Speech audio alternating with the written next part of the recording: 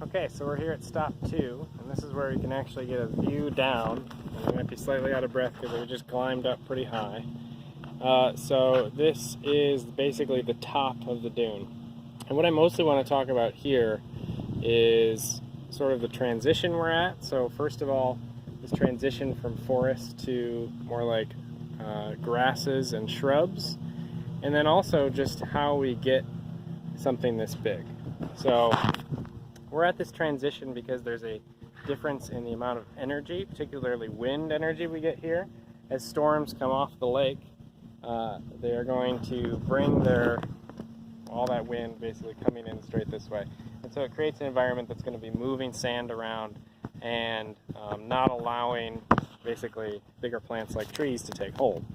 Once we get a little bit farther back, those trees can kind of take over.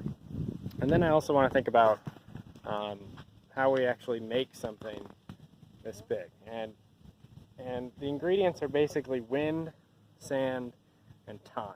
And so what I mean by that is, the first two are maybe straightforward, right? Sand dunes are made of sand. Those sand grains have to come from somewhere. And the obvious place where they might have come from is out there, right? Out in Lake Michigan, which we'll get closer to in a few minutes. But the key thing is that that sand is not really coming from Lake Michigan today.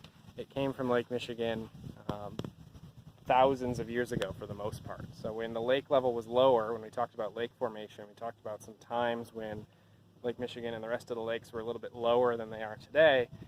When Lake Michigan was lower, it allowed a lot more sand to kind of build up in this area. We would have had a lot more beach out there, basically. A lot more of a source of the sand to get blown up onto shore. And then the other thing we need is time.